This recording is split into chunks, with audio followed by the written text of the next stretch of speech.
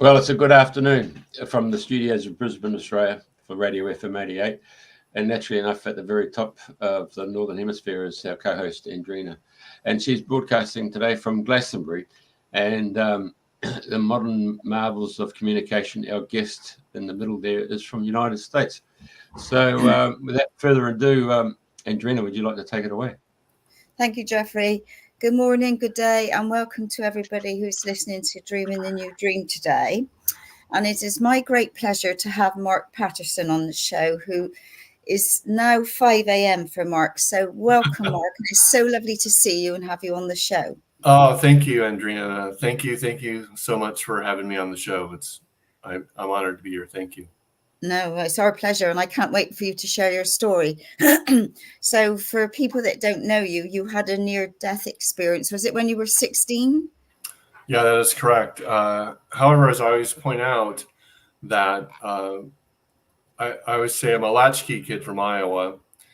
And as a child, I always knew things about people. I always saw lights around people. I always knew things. I had encounters with ETs, angels, other dimensional beings, and of course, or unfortunately, I should say, I was always told, "Don't talk about that. Why do you know that? Don't say that. You shouldn't know that." And I was told that I was crazy. I have no idea what you're talking about, and that's just stupid. And so, unfortunately, you learn not to trust yourself. You learn because there's so many. You know what you experience, you know what you see. That you're being told that you're crazy, and by the time I was, I want to say 13, 14 years old. I was turning to drugs and alcohol because I didn't want to see stuff anymore. I didn't want to know things anymore. I didn't want to feel stuff anymore. And so that accumulated to a high school party at the Canterbury Inn in Coralville, Iowa in 1986, where I chugged a fifth of vodka, 4 beers, 2 glasses of wine, and probably about 4 wine coolers in about 90 minutes. Oh my God. And so my body went into cardiac arrest from acute alcohol poisoning. Andrena, my skin was green, purple, and black. And I was completely unconscious and dead on the floor of the bathroom at the hotel suite at Canterbury in Coralville, Iowa. And the next thing I knew, I left my body. I was having a near-death experience, and I was trying to call out to my high school friends, my classmates who just, not that long ago were going, go, go, go, chug, chug, chug, chug.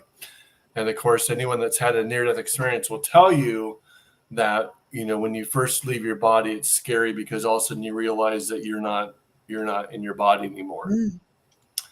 And then I was greeted by my grandfather, Russell, who passed away when I was around 3 years old.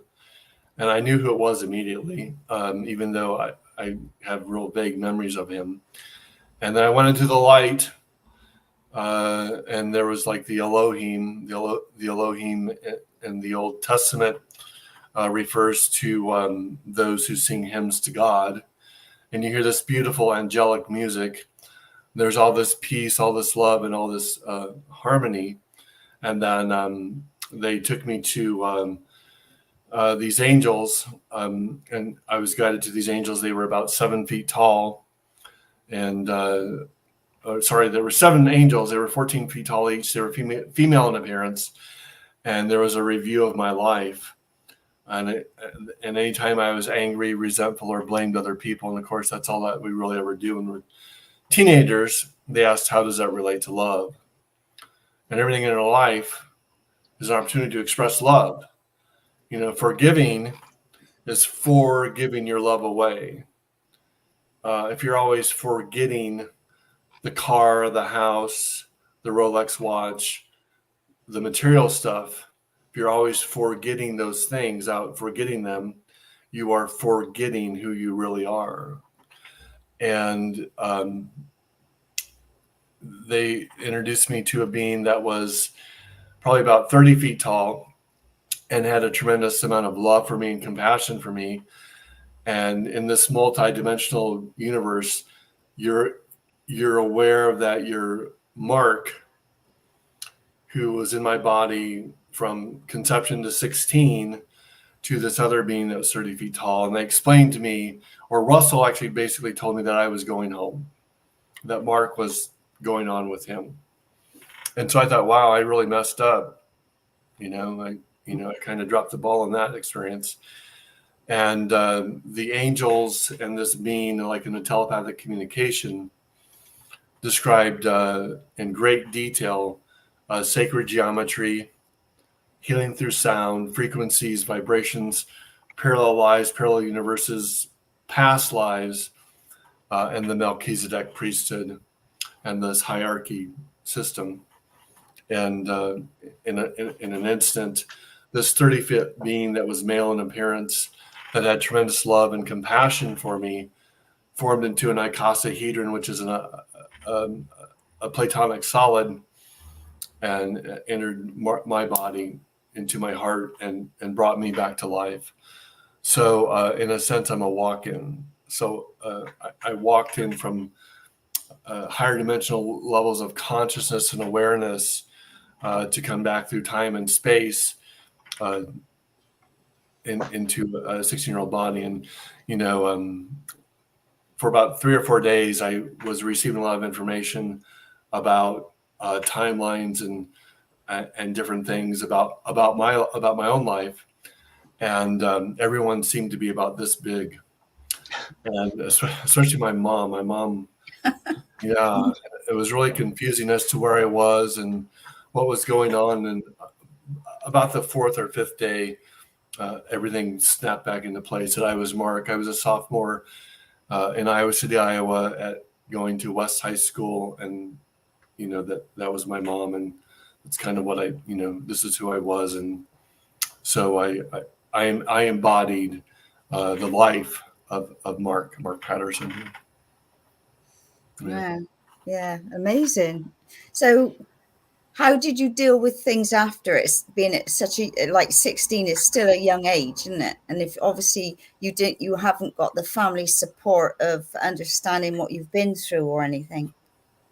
So, yeah, I mean, people ask me that all the time, and so I was kind of socially awkward and shy, before this happened. And then, my gosh, the whole thing made me even more psychic. It made me more intuitive. I started knowing things more. In fact, a couple months after that, I was up in Door County, Sturgeon Bay, Wisconsin, with a childhood friend. And one morning I went because Peter and I had played in a baseball tournament. I played baseball back then. And I went to Peter's mother one morning and I said, look, you need to call your daughter and tell her not to come up. Her daughter had just gotten engaged and they were coming up to join the family. And I was just real adamant. I said, your daughter shouldn't be here now. And Peter's mom was like, I know that we're arguing and you're not used to us seeing that. It's going to be okay. I go, no, you don't understand. She shouldn't be here. And then later that night, I was like, she can't be here. You need to call her and tell her not to come. Well, they got kind of upset with me and they basically put me on the Greyhound bus next morning and sent me back to Iowa. And unfortunately, their daughter was killed in a car accident on the way up, going up from Iowa to Wisconsin. And I was like, this is crap. I did what you told me to do. And now you have, now someone's dead. And so I didn't drink alcohol, but I think I smoked marijuana, hashish, sensimillion. I did something almost every day from 16 to 19 because I didn't want to feel, I didn't want to know, I didn't want to sense anything. And around the age of 18, I was introduced to Dick Sutphin. Dick Sutphin wrote the book, You Were Born Again to Be Together. Simon, I think it sold like 6 or 7 million copies. It's about soulmates and reincarnation. and that we've been here many lives. And it jarred some of the things I was told when I crossed over. And then I was introduced to Jerry Bowman and Joe Albiani. Jerry Bowman was a Vietnam vet. He was a trance channel. Joe Albiani was an attorney out of Boston. Now, most people have probably never heard of Jerry Bowman or Joe Albiani, but you've heard of Shirley MacLaine. Shirley MacLaine's channel was Kevin Ryerson, or medium, and Kevin Ryerson was channeling John the Apostle. Well, Jerry Bowman was channeling John the Apostle. Jerry would go into a trance state and John would speak through him. Well, after listening to John a few times on cassettes, they did the Out of the Ordinary show in Los Angeles, California on KIEV. Listening to John a few times, I found John speaking to me just like you and I are talking right now. And John would say things like, we never use the truth to be right. We never use the truth to make others wrong. We never use the truth to score points for ego. The kingdom of God is within you. Why do you seek anything else? A master is not called a master because he himself says so. A master is called master because those who witness him say that he is master. And I mean, there was a lot of, profound information. And John Lazarus and many others spoke to me for many years, especially my dreams from about 18 to 25. And unfortunately, when you're 18, 19 years old, there's too many blondes, there's too many brunettes. There's Nature Boy Ric Flair, woo, and there's and sports and things, and so you get distracted, and 30 some years later, you go, maybe I should have listened a little bit more, maybe I should have, paid attention a little bit more. John recently has come back to me in my dreams and has given me started giving me messages again. So and I was shooting all this information, and but these things are real, and that's what's really sad on this planet is that we make contact with ETs or aliens, and we're told that we're crazy. And I wish that we would take a moment to listen to children rather than shun or shame them for what they know. The planet might be on a different level of consciousness right now. There's so many gifted children on the planet now, isn't there, that they've got so much wisdom, and some of them, their eyes are just incredible. Right. So my path continued. A few years later, I was living in Charleston, South Carolina. My background is hospitality. I've been a fine dining server for more years than I care to admit. It's the only thing I've done that's allowed me to travel all over the world and still, keep the lights on. And at the time, I read the book. We talked about this before the show. Bringers of the Dawn by Barbara Marciniak. I talked about the Matrix, sacred geometry, this being an illusion, and ETs, the ET influence, the reptilian influence, especially people in our high-level officials. And then I was also watching the videotapes called The Flower of Life. So this was like 92, 93. The Flower of Life with Drunvalo Melchizedek, sacred geometry, about the pyramids, the Fibonacci sequence, the phi ratio. And this guy comes into our restaurant, and every night, no matter what section I'm in, he ends up in my section, which is impossible, right? And back then at 82 Queen, we were doing 400, 500 people a night back then. Really? Wow. Yeah, it was the restaurant in town back in the early 90s, mid 90s. And so this guy ends up in my section every night in a row. And the last night that he's there, he's with his family. And we have an hour and a half wait. I'm running 6 tables. I'm in the weeds. And I'm taking his order and just, hey, we're here we are again, And this angelic voice, this female voice comes to me and I can kind of see her at the kind of the side here to my right, and she goes, "We need you to talk to him." And they're pointing. His name was Sean. I did not know that at the time.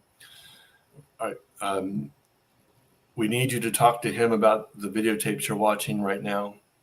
I'm going, yeah, right. Yeah. Yeah. What am I going to say to this guy?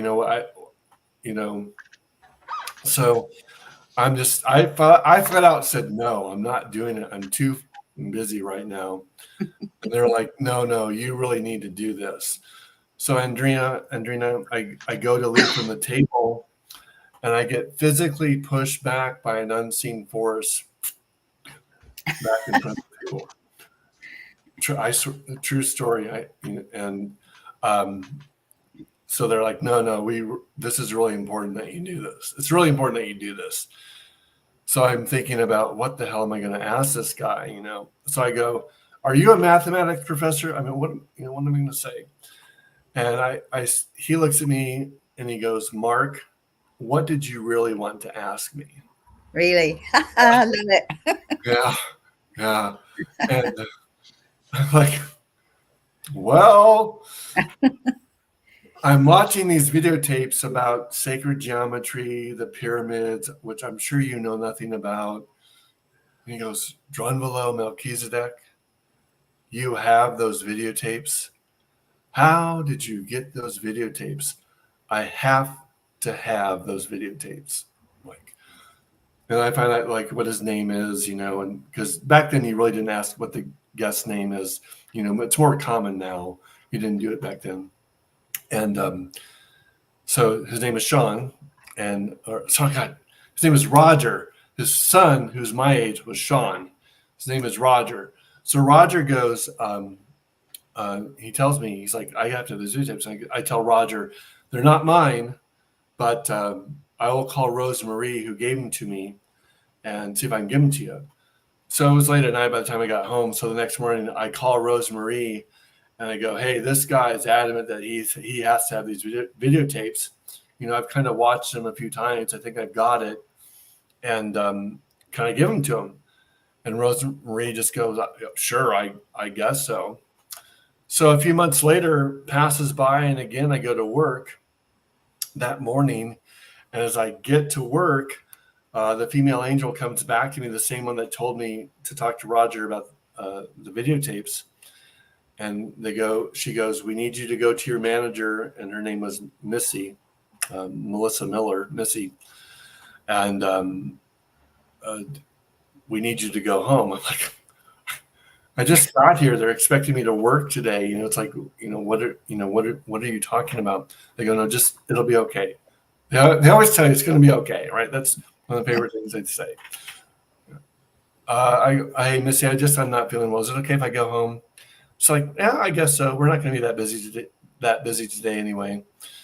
And so as I leave, and back then it took me about 20-25 minutes to walk from work to where I lived. The angel comes back to me, and she goes, "Please go directly to your apartment," or it was a carriage home, a carriage house, which is common down in Charleston.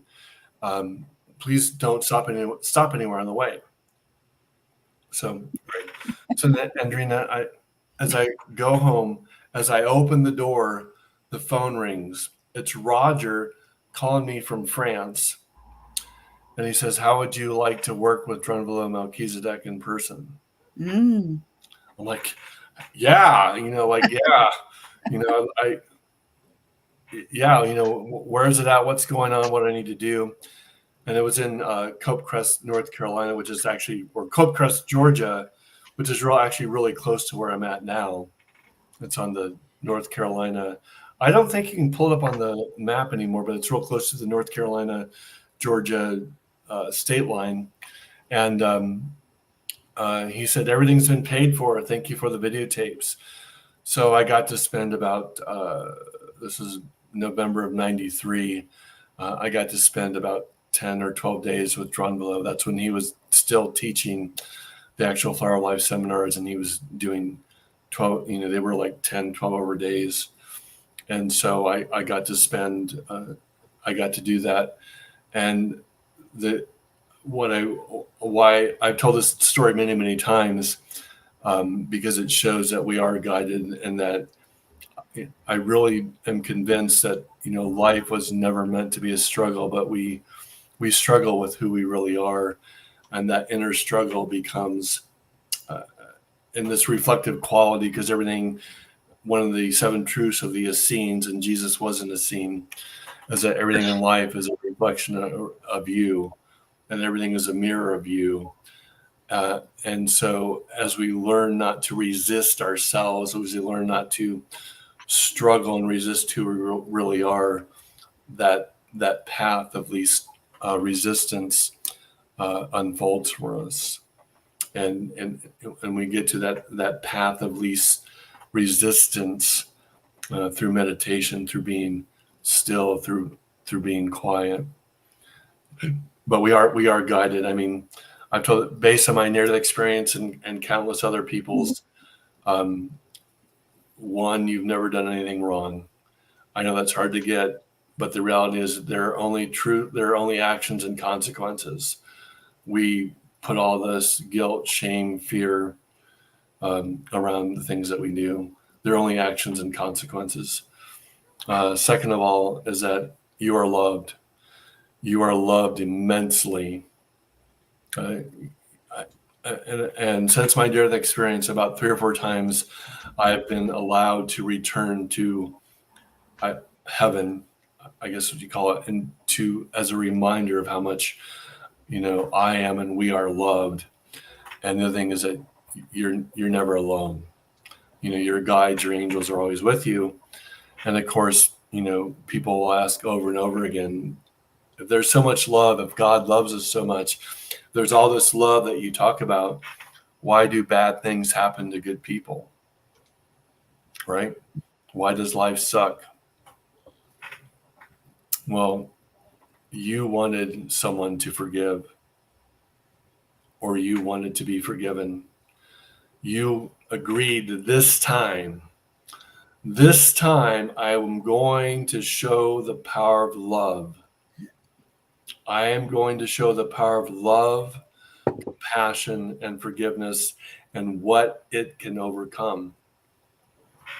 The greatest example, and this is what Christians talk about when they talk about that Jesus, quote, died on the cross because he loved the world so much, or that,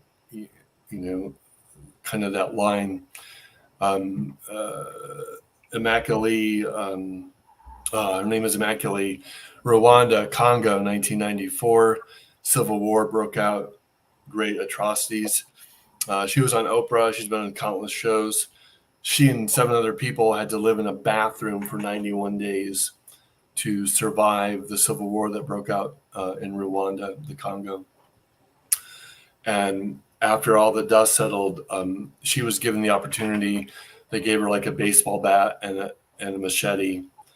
And they kind of found the main perpetrators who really set off the Civil War and who were responsible for killing all of her family members. And they said, do whatever that you want to with this guy. And she didn't do it. She really expressed love and forgiveness and compassion, and that's really what it's all about, to express love no matter what happens to you, which is, again, what we started the show with, or my story with, is forgiveness, is forgiving your love away no matter what happens. And of course, we forget all that. We forget the power of love, and we get into our anger, resentment, or blame, or jealousy. We forget that we make contracts with individuals. We make soul agreements. Psalm 139:16 says, every day of my life was recorded in your book before a single one had passed. Back in the 1800s, they were called predestined Presbyterians. And I do believe that much of our life is predestined, that we plan it out before we come here. Otherwise, it doesn't make any sense. We choose our parents. We choose where we live. We choose our circumstances. And we at a soul level, we say that we are going to show the power of love. And then here we have a mind and ego, and instead we show the dysfunction of fear. And the chaos of fear rather than the power of love. And going back to what John told me, 30 some years ago, the kingdom of God is within you. Why do you seek anything else? I think that's a really powerful statement. And he wouldn't just say that to me. He would say that, or someone just posted the Course in Miracles out.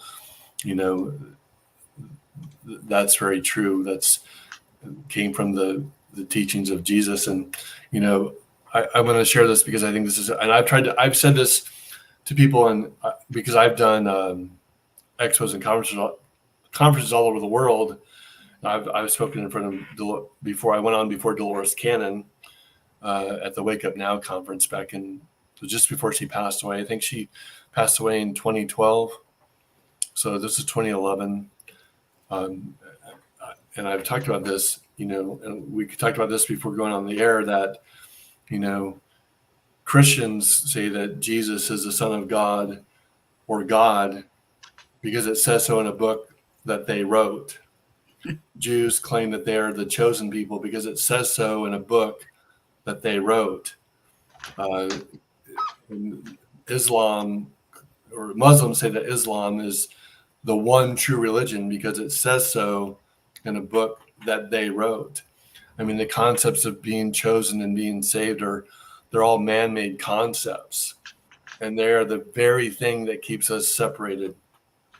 We have God, you don't. We're saved, you're not.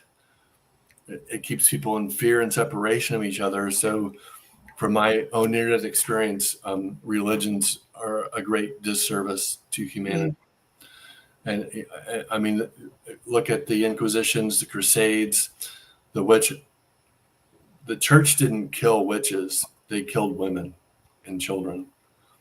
The greatest, the Catholic Church, in my opinion, is the most corrupt institution on the planet has ever seen. The Inquisitions, the Crusades, they committed genocide against Native Americans on not one but two continents. The pedophile priests. I mean, I can go on, and you know what? It's all done in the name of God. Yeah, totally. Yeah, I mean, it's, and we talked about this before going on the show, that the conflict that you see in Israel and Palestine has been going on for 40,000 years. It began with the Anunnaki brothers, Anil and Inkel, the two brothers, that because one group wanted humans to remain slaves to mine the gold for the Anunnaki, and the other group wanted the humans to be free. So it's the same. I mean, it's the same story over and over again. We have God, you don't. This land belongs to us. This land, no, it's our land. And the Native American said it the best: the land doesn't belong to you; you belong to it. Totally. Yeah. So I just, I think there's a lot of truths in some of the scriptures, but the most important scripture that is least read, the most important scripture that is least read is the scripture of your own heart, the scripture of your own soul. And that is where you will find, real truth. Not, Billy Carson talks about this, the Bible was never written in real time. It was, no one was dictating what Jesus said as he was saying it.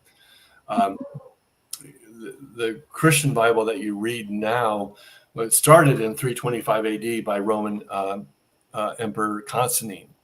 He canonized certain books, the books of truth, the books of Mary, the books of Thomas, the book of Judas was all removed from the Bible because they put the power of God within the individual and not the power of God in the church.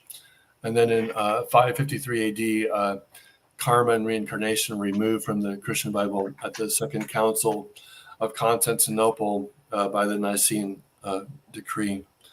So, I mean, as you know, that if I tell you a story by the time that story reaches to the 12th or 15th person, it's a completely different story. Yeah, what a story. Right, it's a completely different story.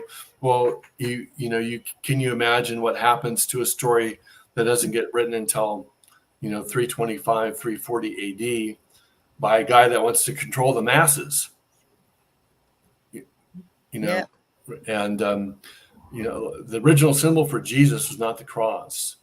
The original symbol for the Jesus was the dolphin. And that's why a lot of, like in modern times, you'll see the fish on the back of the car, but back then it was the vertical fish, the walking fish. According to the Dogons, who are in the west coast of Africa, and we've since the 40s and 50s, we the United States has sent countless physicists and astronomers over there because their knowledge of planets, constellations, orbits, they know stuff about that they should have no way of knowing. And they say very clearly that Jesus was a dolphin and that he came from the star system Sirius. And that's why the original symbol for Jesus was a fish. They're called nomos. And the nomos you'll see depicted over in Wales. There's a lot of, and I think there's some depiction of them in Australia as well. And then it was Chi-Rho, which is like the cross, the two-plane cross with kind of like a P shape that's backwards, which meant Christos. The cross didn't come until 420, 425 AD. So it's been a kind of a strange evolution of the symbol of Jesus and what he taught. Yeah. And I feel like I'm rambling on here. No. It's honestly, it's fascinating and it makes so much sense. And talking of dolphins, I absolutely love dolphins and have swum with dolphins and everything. So right up my alley, that bit was. Well, I've done a couple of dolphin swims, and there's a real interesting story about that. There was a lady that and the humans are not the most evolved species on the planet. Dolphins are. And so there's a real interesting story that Jamie Price in Sedona tells. She's a medium. And she said that this woman went to do a dolphin swim. And she decided not to do it because the dolphin was captive. Right? She got a lot of judgments about the dolphin being captive, so she decided not to do it. And Jamie received this information from the dolphin and said, did it ever occur to the woman that that woman robbed the dolphin of the experience of her and her energy? Totally. That was something that the dolphin wanted to experience. And so the moral of the story is don't rob the planet from you. Don't hide. Don't rob the wonderful human being that you are. We are all wonderful human beings with so much to share, and we get caught up in our fears, our insecurities, our doubts, our self-judgment, and cast away your delusions. I'm with all due respect to Michael Beckwith, he and I have spoken before, and I've met him many times, that I've been telling people that you are it, you're the answer for 30 some years. So again, God is within you. You're it. Thing is, we're not taught schools, and nobody teaches you that. They don't want you to know to tap into your own power, do they? That's the sad part of it all. There's only one, to my knowledge, there's only one group of individuals that teach children from day one that they're not separate from God, and that is the Polynesian culture, the Hunas that you find in Polynesia, Samoa, and the Hawaiian Islands.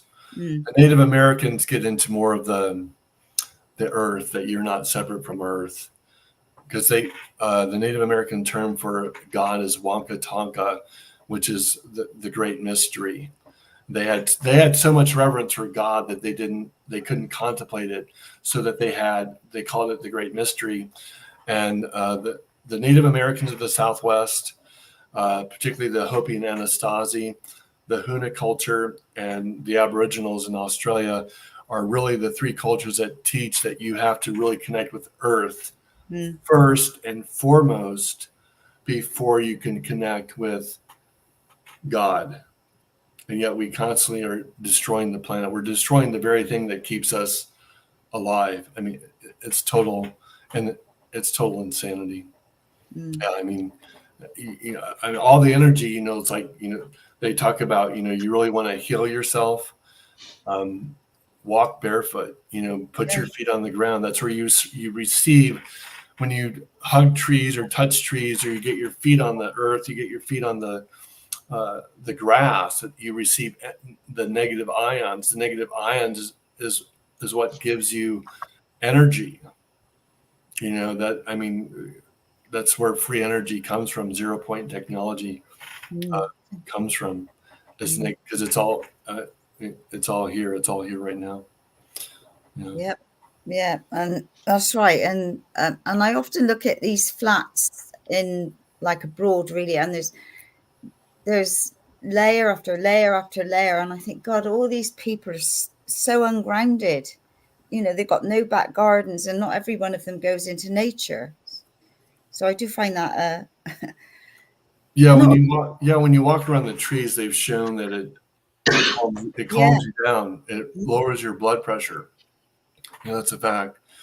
So speaking of nature, I guess I should talk about sound healing, because let's get to the nitty gritty now, because that's my passion, is sound and healing. So right. So I'll have to go back to the Hopi and the Anasazi, because the Hopi and Anasazi elders would sing to their crops.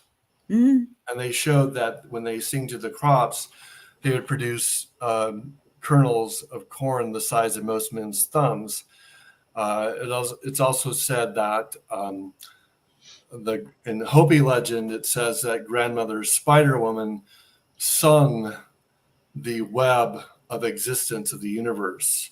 The word universe means one song. The word person is Greek for persona, through sound, right? And then, excuse my French, but when people orgasm, they tend to make this instead of an sound. Now, what's interesting about the sound is that Buddha, Yogananda, Krishna, Sai Baba, Mir Baba, and Jesus' name was, they say his name was Yeshua or Yeshuva. Others believe his name was Yahuwah. So the sound is in is all the master's name, and they found that when you do the sound and you run it through like Hans Gen cymatics, that sound produces the Sir Yantra. It produces the geometric shape of the Sir Yantra, which is the 27 interlaced triangles, which is the Hindu symbol for God. And it doesn't kind of look like it. Doesn't, well, maybe if I tilt it at an angle, it'll look. No, it makes it, and it makes it each and every time. So the sound is the sound of creation itself. And of course, in the Judeo-Christian Bible, it says in the beginning was the word, was the sound, was the word of God. Now, there is a farmer, Dan Carlson, in Wisconsin, and he found out about Rive technology because his wife was having health challenges. And Rive technology is just the idea that you can run it like with gallstones and kidney stones. Medical doctors run a sound wave through gallstones and kidney stones, and they break it up. Well, if you have a cancerous tumor, it's kind of the same thing. Greg Braden shows in a video, like an X-ray, like a sonogram, that he takes sound waves and Qigong healing, and they dissolve a tumor in 3 minutes. It's live. It's like a live sonogram. So Dan Carlson got interested in Rive technology, which is in viruses are crystalline structure, right? You have an alto, soprano singer. They can break up crystalline structure, crystal glass, right? Same concept. This is not, it's not too way out there to understand this. So Dan became fascinated with sound and sound waves, and he knew about the Hopi legends and the Hopi myths of singing to crops to create them to grow. So he found that when he ran a 5,000 hertz frequency into the fields, it was like 4,000 or 5,000 hertz frequency into the fields, that it generated a 400% greater yield. I didn't say 40, I said 400% greater yield sound wave through the hertz, right? The 5,000 hertz frequency into the sound. Well, then he became fascinated with everything in nature. What is it vibrating at? What is its frequency? Well, Andrena, he found that when birds chirp in the morning, they sing at 5,000 hertz. Birds are literally singing life into the planet every morning, but let's kill all the birds, right? You know, Yeah. We're freaking morons, you know. And then when crickets chirp at night, they sing at 2,000 hertz per second. They're literally closing everything down. Everyone, you know, got into the uproar about over here in the United States about the cicada broom, the brood that's going on, the two cycles, a 13-year cycle and 17-year cycle merging. What they don't realize is that the cicadas vibrate. They're vibrating. Mm. They're helping raise the energy of the planet. You know, I mean, we just instantly go into fear. It's ridiculous. You know, the word apocalypse doesn't mean doom and gloom. The word apocalypse is French for removing the veil. Mm. And that's, you know, and that's what's happening right now. I don't like the word ascension. We're not really ascending. We are restoring earth to heaven. We are remembering who we really are. We are returning, or we are restoring our spiritual gifts. That is what's unfolding on the planet, because all the dimensional realities are right here, right now. Mm. You know, you see those images, like you look at it one way and there's one image, you turn another way, there's another image, you turn it a third way, and there's like 3 or 4 images, but they're all in the same plane, right? They're just merely superimposed on top of each other. And depending on what light reflects back to you determines what you see. Well, that's the nature of reality.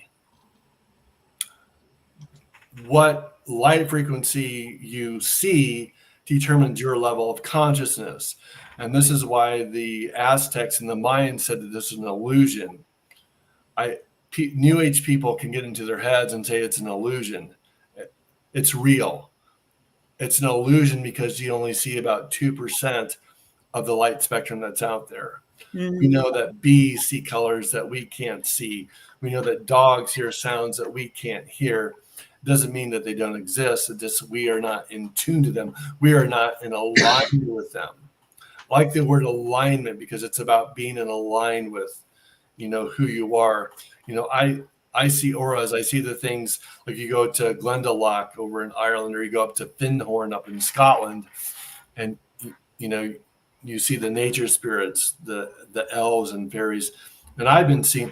So I lived in Sedona, Arizona, from like 2002 to 2016, somewhere around there. But I first went to Sedona in 1989, and I went to Airport Rock, and I saw them as a kid, but something about being on that vortex at Airport Rock opened that up again. So since I was 19 years old, I've been seeing the sprites, the fairies, the elf. So they're real, you know. It's part of mainly out of Celtic folklore, but you know they're definitely real, and they're always, you know, the earth beings are always helping us. You know, they're wanting us to treat the planet better. Mm-hmm. And more people have got an awareness now, haven't they? Their field is opening up. They're feeling different, and they're not sure what they're feeling or what they're seeing. But there is definitely a huge awareness happening now, which is fantastic. Yeah, I just had a client when we were talking about that earlier that she's never done meditation, she's never done yoga, never really had a spiritual practice, and boom, she's starting to see stuff. She's starting to see people that have passed on. She's starting to see energy. So she reached out to me and says, "What's going on?" Well, you're awakening. We're all awakening. And this is what we're, this is the opportunity for humanity. Are we going to evolve? Are we going to return Earth? Or are we going to return heaven to Earth? Or are we going to merge with AI? Are we going to merge with, quote, the beast? I mean, the biggest threat to humanity is AI. And there's no other way. I mean, I think there's some things about AI that, like doing creative things or helping diagnose and helping treat illness is good. But there's aspects of AI that are extremely not so good. Yeah. Right. And that this is our choice. It's our opportunity is to awaken, to remember.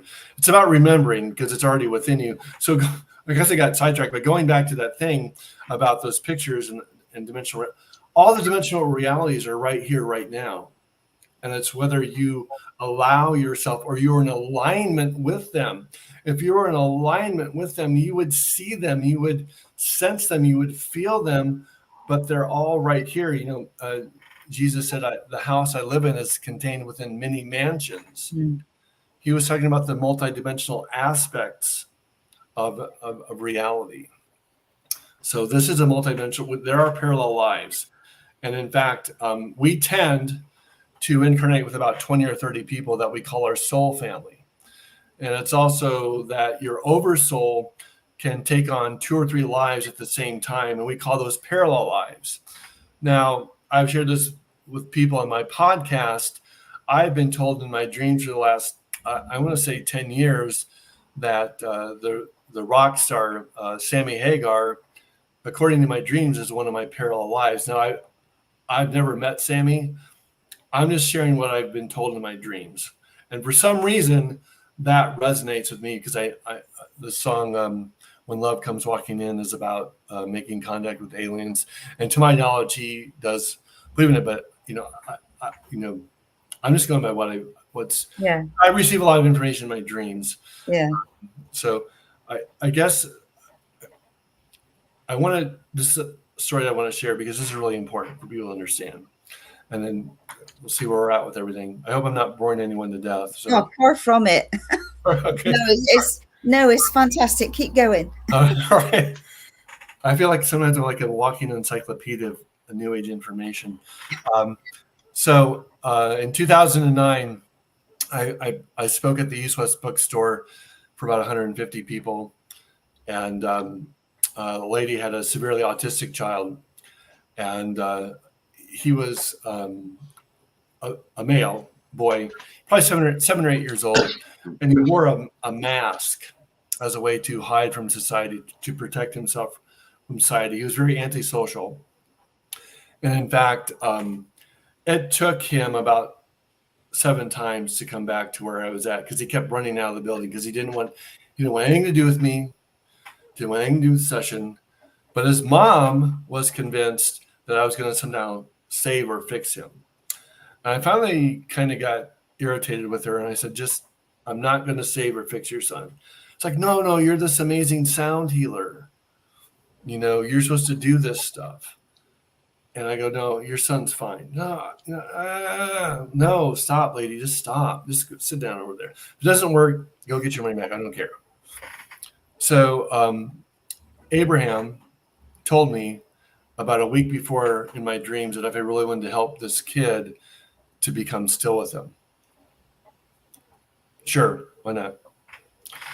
So I must have had a lot of guides and angels around me because I created a Zen state almost instantly. And it usually takes me a while to go into a real deep meditative state. And after about 2 or 3 minutes, I hear this voice say, open your eyes and see what's about to happen. So the severely autistic child wearing a mask who ran out of the store 6 or 7 times, who clanged onto his mother for everything that he had just to get back to that room, pulled his mask off. He had a tear in his eye. And he looks at me and goes, I've been waiting for you. And he starts talking to me for 20 or 30 minutes as if we were old friends. His mom is in complete disbelief. She doesn't know what to think. And she says, how did you do that? I go, it's because I created, or I allowed, an energetic space that accepted him for who he is. As long as you say, why can't you talk? Why aren't you like your brother? Why don't you do this? Why don't you do that? He's going to remain behind that mask because you don't accept him as he is. And this is what these autistic children have been trying to teach us, is that you will find that most autistic children, even those that are antisocial, are very content with themselves. Mm-hmm. Most normal kids are not, quote, normal. So they are teaching us, or trying to get us to remember, to be human beings, not human doings, because that's all we do. So I get sidetracked so much stuff. We got to go back to sound. So sound healing. So what I do, now that you understand why sound is so important, what I do is I literally channel pure tones, and people have called me a human singing bowl for years. I allow the pure tones to come through me, and we have found since 1997. So, in fact, and when I first started doing it, so my near experience was 86. In 96, 10 years after I had my near experience, I got a phone call from a woman I never met, never spoke with before. I kind of don't know how she got my number. And she described to me everything that I was told when I crossed over about sacred geometry, sound, healing through sound, the Melchizedek priesthood. And she said, you have this amazing gift with sound that you really don't understand or don't know about. And a few months after that phone call, I started doing the vocal toning. The tone started to come through me. And I remember the first time I presented it was August 17th of 1997 at the Mastering Live Center in Las Cruces, New Mexico, which is where I went to undergraduate and graduate school. At New Mexico State University, the tones would come through me. I literally, it's like a singing bowl. And after doing it for about 10 or 15 minutes, I opened my eyes and saw that people were they were out, like when a hypnotist goes sleep. Mm-hmm. And I've seen it over and over again. I've had 400 people. I've had 5 people in front of me, and I've had 400 or 500 people in front of me. And the sound that comes through me has its own consciousness, its own awareness. And it knows that if person A has pain in their lower back, person B has pain in their hip, person C has pain in their neck, it'll go to each individual's greatest point of pain and break it up. And what that sound does is it gets you to focus on one thing, that sound, so you're able to let go and release everything else that your mind is going on to. The other thing it does is it clears your space. The reason why people can't sleep at night is because they carry so much stuff into their energetic field before going on to bed. They go arguments they had with their kids, arguments they had with the spouse, they're not happy at work. They carry all that stuff into their energy field before going to bed at night. And so what the sound does, and my sound files are available on my website, is that those sounds clear energy field out so that you can actually relax and let go, because sleep is so important to you. Mm-hmm. It's another aspect of reality. In fact, the Native Americans taught that dream world. I think Aboriginals do this as well. That the dream time is just as important as the waking time, if not more so. So the woman who called me at 1:30 in the morning, she's a real person. I met her. We met up at the Four Corners Monument, and then I met her up in Oregon. But I have not heard anything from her since 1999. I really don't know what happened to her. So, but she gave you the information, eh? She validated, because when you're 16 years old and you have that experience, you kind of wonder, was that real? Did that really happen? And then she basically really validated that whole thing, and really, because when I was a kid, I used to dream over and over again that all the gifts I didn't go to Disneyland until I was like 37 years old. All the gifts, Winnie the Pooh, Tigger, feeling love, feeling that you belonged was inside my bedroom closet. And I would dream over and over again as a child that I was inside my bedroom closet, where I felt loved, where I felt that I was wanted, where all the gifts, all the magic was found inside my bedroom closet. Well, 40 years later, you realize that the dream about inside the bedroom closet was about inside your own heart. Mm. She also told me about that dream too. She knew about that dream. Wow. Yeah, because I get a lot of information in dreams. I can't always understand them, but I've been a dreamer for years and years. So yeah. So how does one switch that so you can understand what they're about? Because sometimes I think, God, what in the hell was that about? Well, I think one of the things is sometimes you receive direct information. Mm. Don't go to Zimbabwe or whatever. Don't go to Morocco. Like I've had dreams about being invited to Morocco and I get kidnapped. So if anyone invites me to Morocco, the answer is no. Right. So, but other people will say that, when you dream about other people in your dreams, it's actually just you. And so what is that person representing to you in your life? And it's about figuring that out, they'll say that, like someone from your past is coming into your life. Well, that person may come back into your life, or it may be someone that is energetically identical to that person that was in your past. That happens to me a lot. They'll say so and so, then after interacting with the person, oh, you're just like, right. Because we tend to create the same things over and over again until we evolve. The word evolve is the only word in our dictionary that has the word love in it. Mm. That's what we're here to do. Is we're here to evolve. So definitely.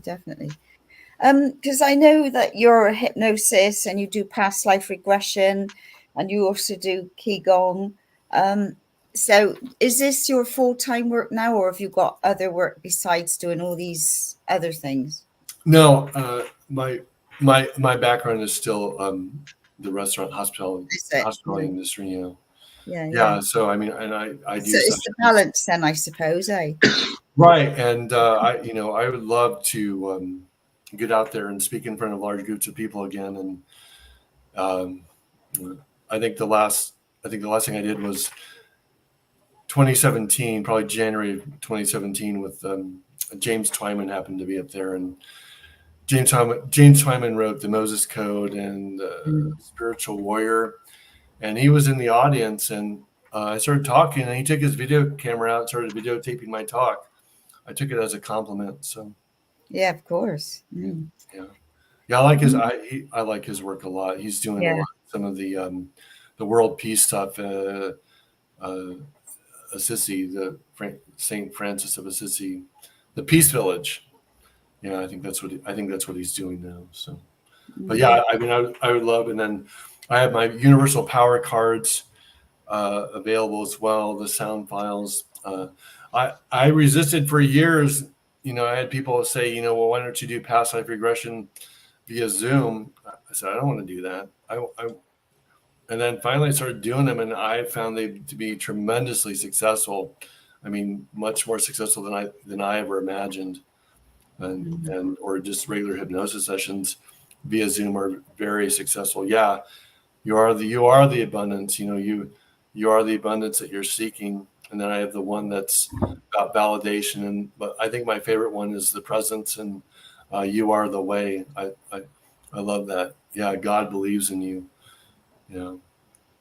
So yeah, my father was a holy roller, so I can. Holy roller. He was a holy roller, Southern Baptist, brimstone and fire. Boy, he had the Bible memorized, and I remember he would go, Mark, you just get me so confused.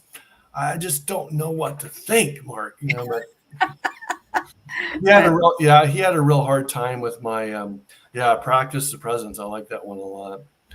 Yeah. So you designed all these? Some of them, yes, I did. Yeah. Others stuff I got some help with it. Well, that's my favorite one right there. You are the way. I love that one. Yeah. That's nice. Yeah. Reminds me of Contact with Amy, what's her name, and Jeremy Renner, where the hoptopods come and they speak with their language, which is that, that type of bring around it. I don't know if you've seen that movie. Contact with Jodie Foster. Yeah. No, that's sorry, The Arrival. The Arrival, beg your pardon. The Arrival. I don't know that one. But okay. The movie The Contact with Jodie Foster and Matthew McConaughey, and then Stargate with Kirk Russell and James Spader. Both of those came from Drunvalo. I mean, Drunvalo was kind of behind the scenes and taking ancient Egyptian information, multidimensional information, putting things together from a higher dimensional reality to create counter-rotating fields of energy around the body to access other dimensions. It's the Merkaba meditation. They just put it into a movie. Like the sorcerer, like Merlin the sorcerer, magicians, what their staff is made out of? What is a staff of magician and sorcerer made out of? What is in holly. Really? The holly tree. Hollywood. Oh, yeah. Yeah. Yeah, of course. That's a nice one. Yeah, turn your wounds into opportunities. That's a big one. Yeah. Yeah, embrace your mistakes. Yeah, they're part of who you are. It's about self-love. Yeah. Right, perfect. Thank you for doing that. Do you think you could give us a little tone now with your voice? Would that be possible? Let's see. I don't know. In general, it doesn't.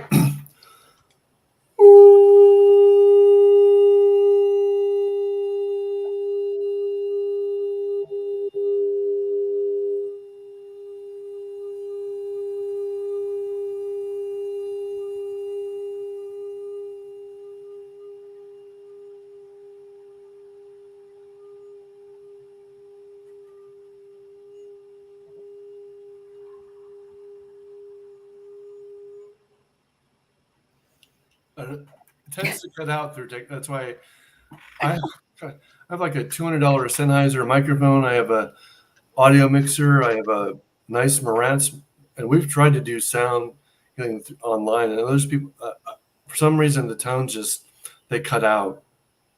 So I don't. Well, thank you anyway. I don't know.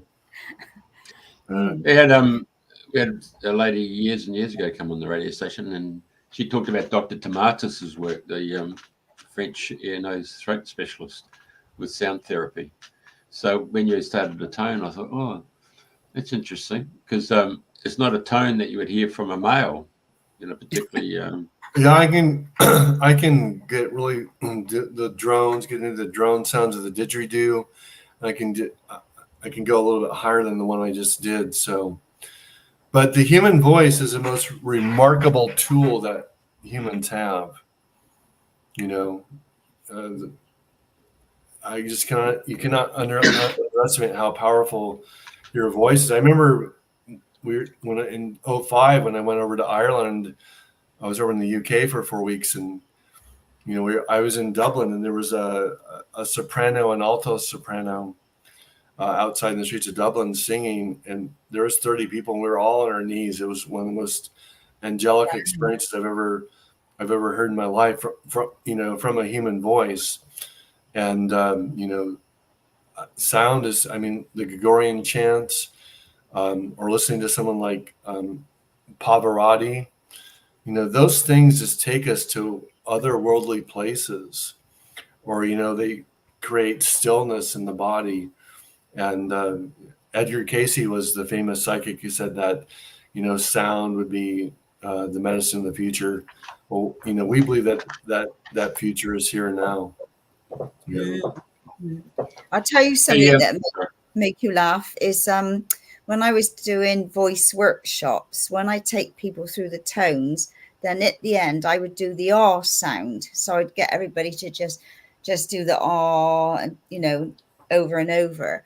And anyway, I was listening to people doing it, and I could hear them all going "arr," and I thought, oh my God, my accent! I had to explain and spell it so that they did it the right way. Like, Right. And I also when we get people to do, like, I have a Starseeds group down in Charleston I do once a month, and we get people to do sound, and all of a sudden the illusion of being separated disappears. The guy that just won the Nobel Prize for entanglement theory shows that there is no separation. What you do affects planets, affects solar systems, affects stars, because everything is woven together. There's everything is connected. It's connected. The Egyptians called it the net. They talk about the net or the grid or the web of the universe, and Jesus said, even when you hurt the least of your brethren, you're hurting me. I wish religious leaders would read that line over and over again and burn it into their minds. My God. So that, there's really no you. It's a collective.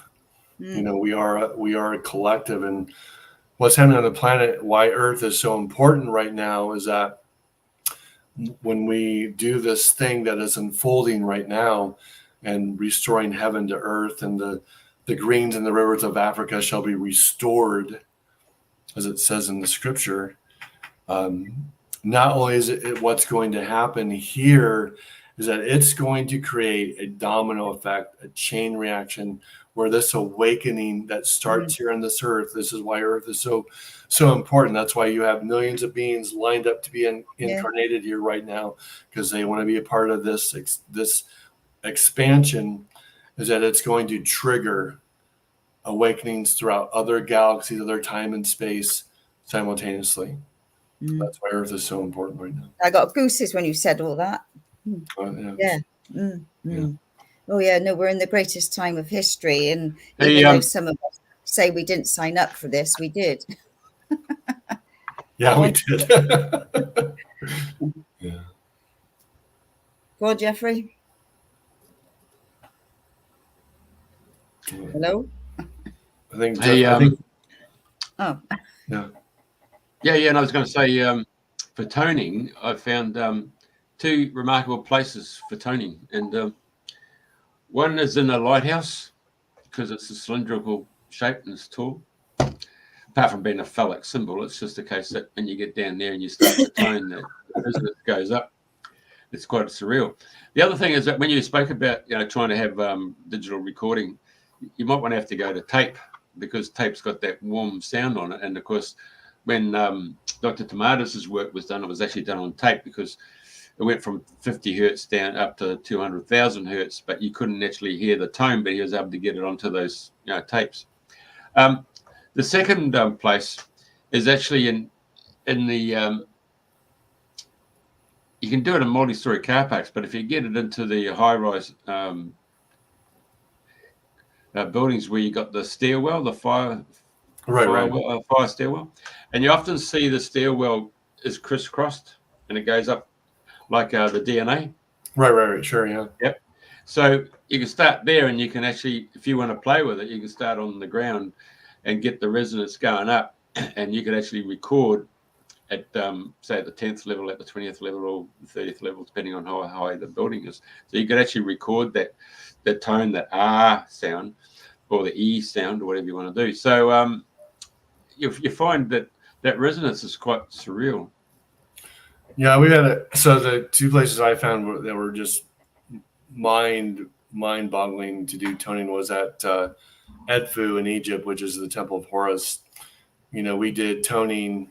And we always had armed guards around us just for our own protection. Not that I ever felt threatened over in Egypt. I've been there a few times. That we did the toning, and with my group of people, and then we went into a 10-minute meditation of silence. And as we were getting ready to come out of that meditation, that silence, the temple of Edfu sang back to us. I mean, I think our tour guide about jumped out of his skin, and all the 30 or 40 armed men were, "Whoa," I bet. they didn't know what to think. And then inside the Great Pyramid, inside the Great Pyramid in the King's Chamber, there's it's not really, they call it a sarcophagus. It's not really a sarcophagus, but when you hit it, it's granite, and it chimes at the note of 8 sharp, which is usually what that tone of mine comes through, which is 396 hertz. We did toning in the King's Chamber. It was so unworldly. It was unreal. It was really magical and powerful. It was a really powerful experience. Yeah. Mm. Yeah. And if anyone wants to, I'm pretty good about responding to emails or questions. My website is mark-patterson.com, mark-patterson.com. I call it my Instagram ministry. It's at Sedona Mark Patterson.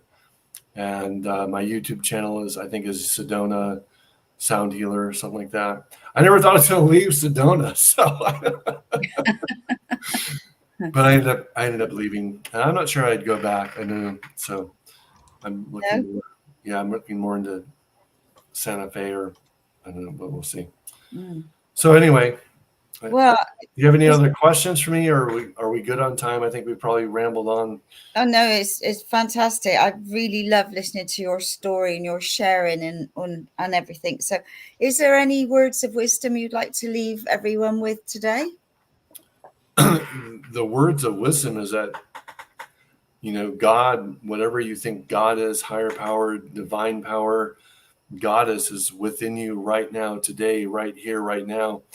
And you don't have, that's the great illusion, the great lie that the TV minister tells you, is that you'll experience heaven when you leave your body. You'll experience heaven when you die. You don't have to wait until you die. I mean, heaven's right here, right now. And that's what, Jesus taught, that all the masters have said that, that God's presence is within you. And it's about aligning the atonement. The word atonement means at one-ment. Mm. So, and that's what, because if you remember who you really are, you've won the game. There's nothing else that matters. And as I lately, because I've devoted a lot of my life to Qigong and have downloaded a pretty powerful breathing technique, I am tapping into the higher dimensional realities, and you realize that there's no, as Course in Miracles says, that you are eternal. The soul is eternal, and nothing that is eternal can ever be threatened. So there's really nothing to be afraid of, because you're it. God is within you right now, today. Don't wait to die in order to experience it. As you remember who you are bringing, and some of that comes from the pharaohs in Egypt, because as soon as you were named king, they planned for your afterlife.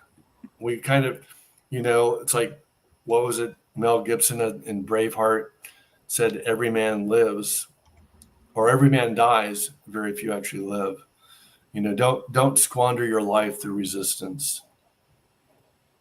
And most people do, because we're afraid. We're afraid. You have a voice. Don't be afraid to share it. Totally. Well, that was absolutely fascinating, Mark. I just really enjoyed it. So thank you so much for coming on. No, thank you. I appreciate you. Must be about after 6 for you now then. 20 past. I know it's after. When did we start? 4:35. Yeah, it's probably after 6. Yeah. Well, enjoy the rest of your day, and thank you so much for coming on the show. It's been an absolute delight. All right, thank you, Jeff. Thank you, Andrena. Mark, brilliant, mate. I'd like to have you back. Yeah. Another time. Right. Oh, he's gone. Oh, there he goes. Right. Well.